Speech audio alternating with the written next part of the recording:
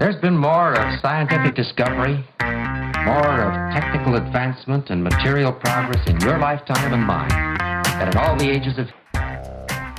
Hi, Giovanni. Hi, Annika. Welcome to the podcast. It is an absolute pleasure to have you both on the show. Let's just start out. Please introduce yourselves and tell everyone what you do. Hi, Matt. Thank you, Annika. With pleasure. Very happy to be here, Matt. I'm the Director of Talent Acquisition at Statista. Been working here for 1.5 years. It's quite a long time, but it feels like yesterday. I started yesterday, honestly, and I'm absolutely keen to share insights into how we hire, our hiring culture, and whatever you would like to know. Fantastic. Thank you. Also from my side, thanks a lot for having us on the show today. And I'm Annika. I'm the Chief People Officer of Statista. I joined nearly 2 years ago, so in May 2024, and I'm based in Hamburg, where our global headquarters sits. Fantastic. And tell us a little bit more about Statista for people who might not be familiar with the organization. Sure. So in general, we are a global data service provider, providing business intelligence and access to our data across more than 170 industries and a global coverage. A lot of people that I talk to about Statista always still know us from when they were at university, when they needed sources to cover their thesis, for example, or for work. But this is only one part of what we're doing. This is our core platform model, so the one which is most known. Secondly, a big growing business on our side as well is our API business. So everything when it comes to how can we earn our right to play in the AI ecosystem, which means how we can plug our data into different AI solutions, large LLMs, for example, customized solutions that corporates use on their own. Then we have, of course, also own market research, so not just own modeled or own source data, but also primary market research that we do for clients. And last but not least, one part that we will also speak about today a little bit deeper, I would say, is Statista ranking, Statista R. So what does ranking look like? So it's a global analysis rating provider who has a benchmarking team, if we would say it like that, sitting there and doing a lot of benchmarks for different industries for different reasons. So, for example, best hospitals in the healthcare sector, best companies for sustainability, and for us, most important, of course, best employers. We also cover these on a global scale. And we're not only doing the analysis behind the benchmarks, we're also partnering with key media partners to tell the story behind that. So to really award excellence and provide these benchmarks. Who are these media partners? These are, for example, Time Magazine, these are Forbes, and companies like Newsweek, for example. Fantastic. And we'll get into some of that as we kind of get into the conversation. But let's start by talking about talent acquisition, how people are kind of attracting talent to their businesses. I mean, Giovanni, from your perspective, what are you seeing is the sort of the biggest hiring challenges right now? Are there any sort of particular roles that are difficult to source or recruit? What are the kind of the challenges that you're facing that the other organizations might also be facing? Matt, I would say you touch a nerve, especially if you're referring to particular roles. We could go on forever here, but I would just say that a couple of days ago I actually posted a quite sassy post on the topic about roles that are really giving a big headache to us recruiters within the tech ecosystem at this point in time. And I would just briefly mention the big challenge that we are facing while hiring machine learning engineers. Long story short, what's the problem here? Everyone today is an AI engineer. It's really making things complicated because, of course, screening becomes way more challenging. And what many people don't know is that people who call themselves AI engineers are not all working on production level. So being able, let's say, to experiment with chatbots or build a small demo then doesn't automatically make you an AI engineer, right? That comes also with an additional caveat, which is the price tag. So will just think, okay, if I just change my name into AI engineers, I can just ask for 30% more salary. Right. Yeah. That's Yeah. a good strategy, right? Absolutely. That's very strategic, but that makes our life hell at the moment. So that's just one of the many challenges, not to mention as well, I think particularly for the European ecosystem, the big lack of cybersecurity talent. That's becoming quite a problem. Absolutely. I mean, it's they're the sort of in demand, the in demand areas at the moment, aren't they? And from as we're sort of talking about AI, I mean, how do you use AI in your own recruiting process at the moment? That's a question we love, I guess. Yes. I think, Matt, we try to position ourselves as a quite forward-thinking company, along as other, let's say, like Zapier, for example, or Anthropic. We tend to actively encourage our applicants to use AI in the application process. For example, when it comes to reviewing their CV, or just, choosing the right way to present themselves. And I bring it even further. When it comes to take-home challenges, to coding challenges, we even mention that they are absolutely encouraged to use it as long as they can then explain the rationale and the decisions that made them then create the work they came up with. Yes. Yeah, that's kind of sort of really interesting, and obviously that's an area that lots of companies are struggling with. Does that throw up any kind of new problems in terms of the candidates using AI, or using it where you don't know they're using it? Is it problematic in any way?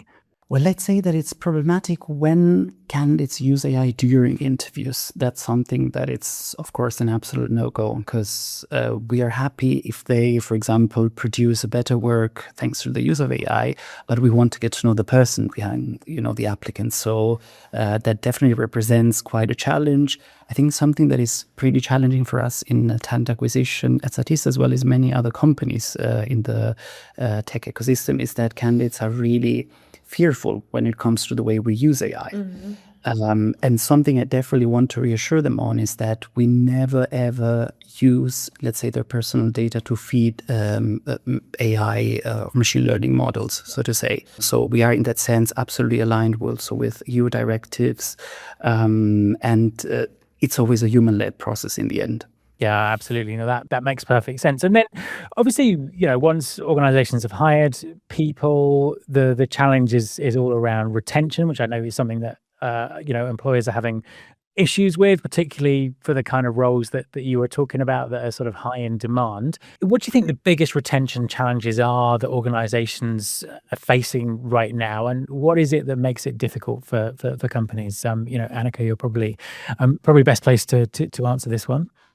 Oh, that's a good one. So I think beside all the topics that you just mentioned, of course, retention is the second key topic, because I think also over the last years, that part where one person stays with an employer for their lifetime and retires with the same employer that they started with after university, these times are long ago, which also has some good aspects and also some bad aspects, right? But that also means that retention is a key challenge. And I also think that in times where people are more connected, where there's more transparency around company, around jobs, about salaries, people naturally look more left and right, which is good for people, of course, that they can progress through different companies and really explore their careers in different ways.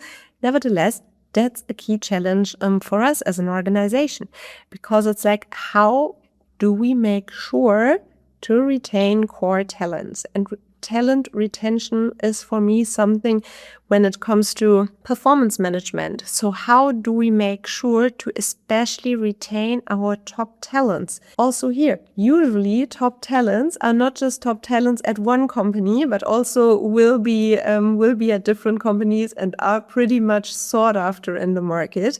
I think this is one key challenge. I think another challenge at the moment here in Europe is to balance a tough market situation, especially within the European tech sector, where you have a lot of budget pressure everywhere, plus rising salary expectations of people and providing strong benefits. I think finding that balance, at least for us, but also in my former positions, has been one key challenge in how to retain people. And then last but not least, of course, everything comes down to culture. How to enable leadership to how to enable leadership to create great team cultures and really give people a sense of belonging. So where it's something like, how can I achieve impact? How can I create something? How do I really feel this is the place for me where I can be effective, where I can grow, and where I also can imagine staying a little bit longer. Although maybe a direct competitor gives me 10% of salary more if I switch from external. I think these are some of the thoughts at the moment that I'm having on the retention topic. Yeah, and let's sort of pull that into the excellent workplace rating, sort of system that you have, because I think that could sort of really help also shed a light on what companies are doing really well in this area. But just kind of explain it for us a little bit first. So it's built on self-determination theory. Some people listening might not be familiar with what that is. So could you kind of explain that for us and explain how it evaluates what makes a workplace a great place to work? Yes, for sure. So one product that we have launched quite recently is our, as you said, excellent employer rating that we do together with our media partner Time Magazine. And of course, we as a data and analysis company ask ourselves, what does excellent mean? Because already if you start by definition, what is excellent? It's something different for basically every single person. So we really wanted to base this as much science-backed as we could, but still being digestible and not coming with a complete theoretical approach to companies, because what people want to get out of the rating is, hey, how am I doing? How am I perceived? Am I excellent or am I far away from that? And what are topics that we can do better to achieve excellence? We think that the self-determination theory provides an excellent source for that one. And I came across that theory quite a while ago, and I rediscovered it now as part of the product, as part of the process. And what's the self-determination theory? It's one core aspect from positive psychology and also is based on 3 core psychological needs. What I love most about this is, you will hear the lead needs later. I personally would not say that there's any person in the world who would be like, okay, I object with them. These are not my needs at all. Let's get started. Number 1, autonomy. So that means I have the choice and I also have the ownership throughout my decision. I feel that I'm being trusted, I'm empowered in the organization, and I, of course, can also influence how work gets done. This is factor number 1. Factor number 2, competence. So that means I feel capable of doing what I should do and that I also have skills and room to grow.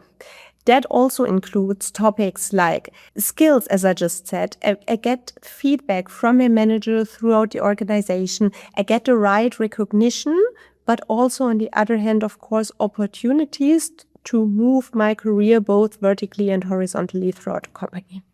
And last but not least, it's relatedness. So I feel connected and valued in the place where I am.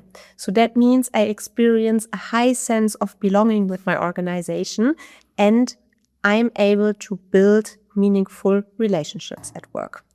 And this is the whole concept that we base our employer rating on, that we are like, hey, these are the factors, if we really want to speak about excellence, that have to be a given in a workplace and that are then measured throughout various dimensions and also through various perspectives.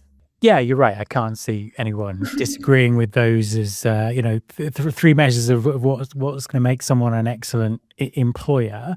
From the data that you're getting or what you're kind of seeing, how's that kind of working in practice? What is it that sort of separates companies that are great at attracting and importantly keeping talent from the ones that don't? And how can people fill in the gaps? What's your kind of practical advice to the employers listening? I think there are some parts I could speak about this for 2 hours actually, but let me quickly summarize my parts, what are the main important ones is, and then you might also have numerous ones to add that you see. So number one, I think employers really being authentic. So how often have you seen companies that, for example, tell a wonderful story on their career page and on every fair that they are going and are really a talent magnet from the outside. But as soon as you look into the company, as soon as you look on platforms like Glassdoor, etc., the story is a complete different one. And I think also here being in line with what you tell to the outside world and also delivering on it on the inside. It sounds, or it might sound very simple what I'm just saying, but if there is a gap, talent will join and will directly sense that. So I therefore think it's authenticity and of course consistency in what you're telling. Second, having, and that also might sound simple, having good structures and processes in place for topics like talent development, so that it's not a topic like a gut feeling that there was that one person who did a good job for 2 months and that person is being promoted through and it looks a bit arbitrary on the outside.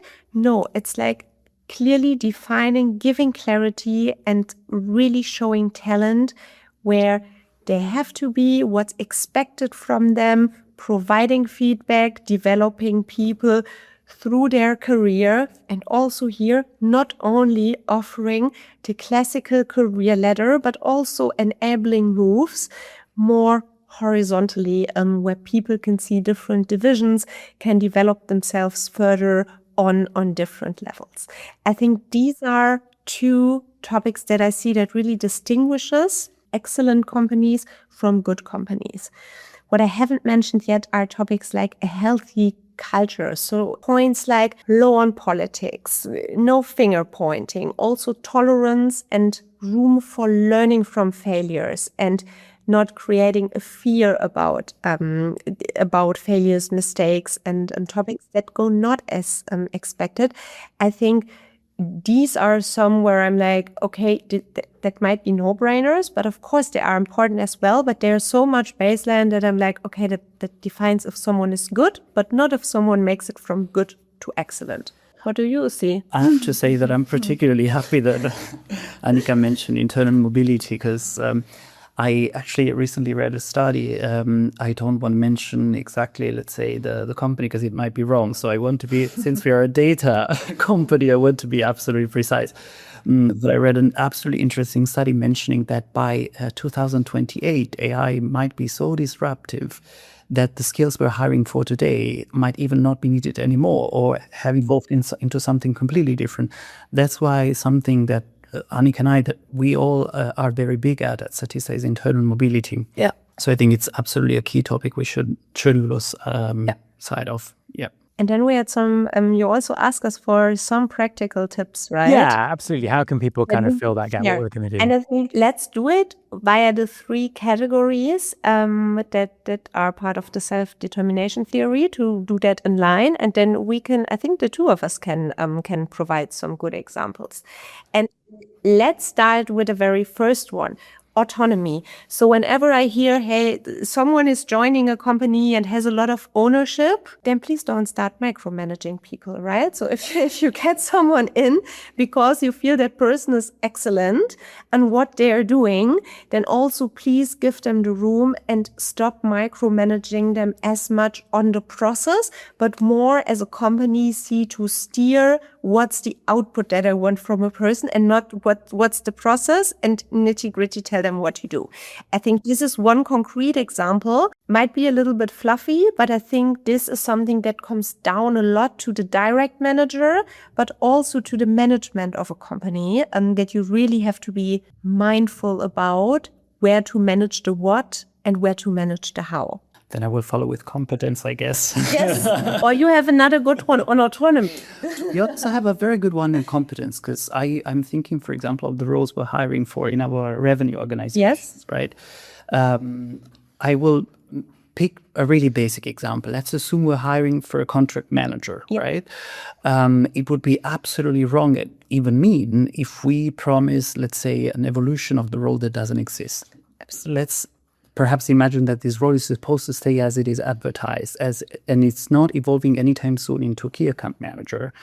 Then it would put someone completely off if you onboarded someone and then wouldn't offer them the chance you promised them during the interview process. And I also, something I really like about the way we work at Statista, we of course have two, let's say, annual performance cycles like many other companies, but something we do, and I believe we don't do it only within the people team, we have, let's say, periodic growth conversations. So we tend to make sure that our one-on-ones, weekly one-on-ones are not only transactional, but also focus on long-term development goals in a way that we do not come to the performance talk as if we never talked before about, growth and performance. And I think that one, what just comes to my mind on that example, one big topic or one book that we love at Statista and that we really live throughout our processes is the Radical Candor book from Kim Scott. Big recommendation for everyone who hasn't read it yet. And adding to the growth conversation topic, right? If you fear giving constructive feedback, if you don't do that early on, that's not nice. If people often fear as being perceived as not nice if they have the hard conversations. But what you really do is you're taking away the possibility of a person to develop themselves and to have clarity on where they're standing. And I think this is one key part when it comes to the competence piece. I know that it's awkward. It's still awkward for me as a CHRO when I have to have a constructive feedback with someone that I deeply value. Why? Because I don't want to hurt that person.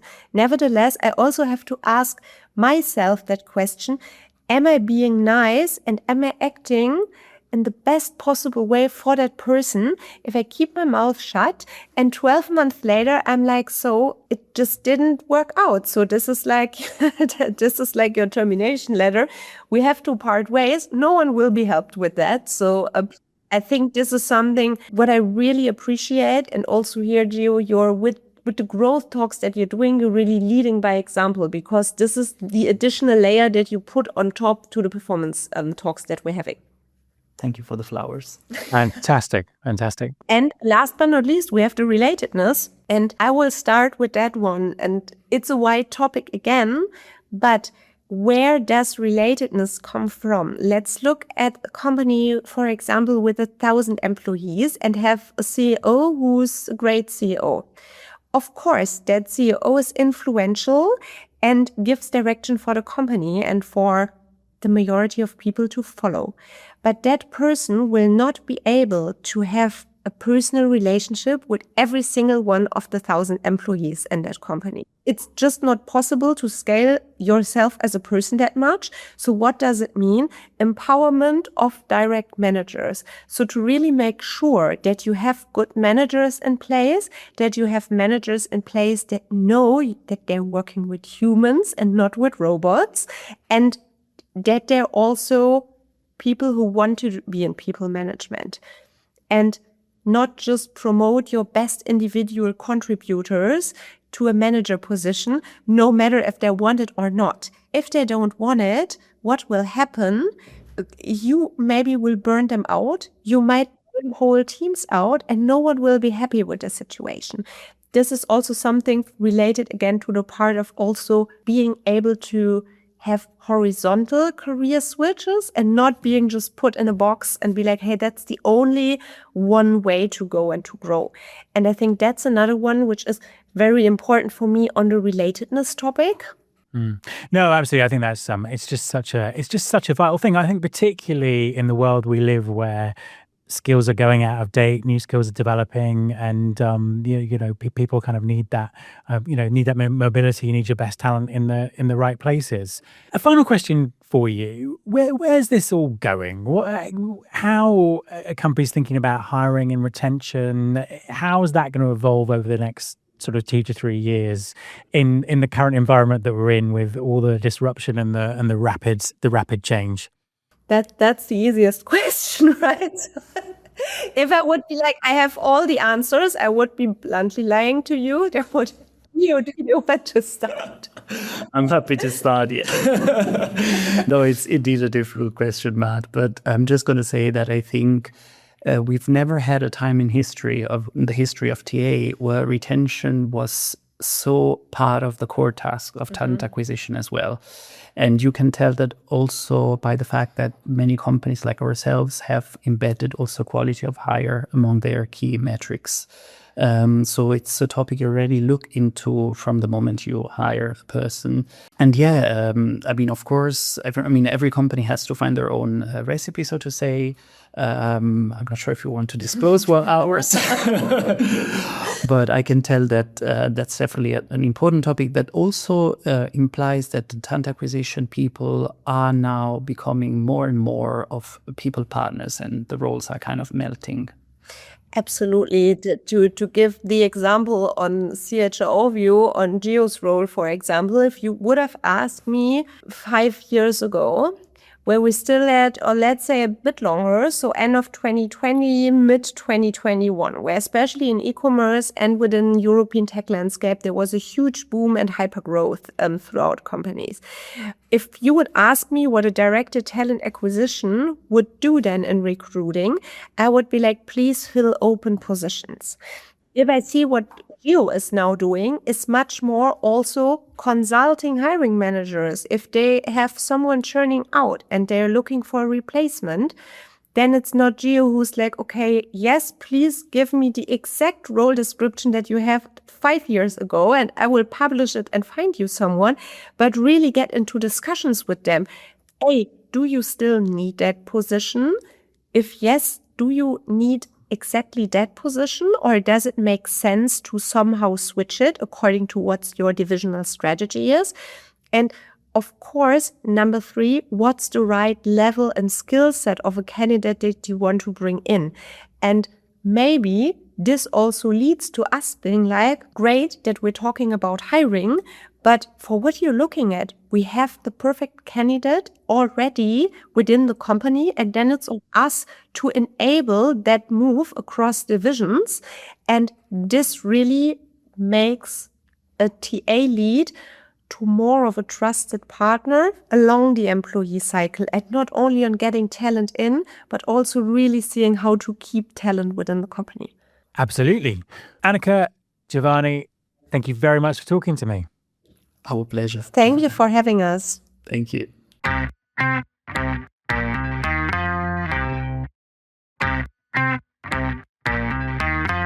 This is my show.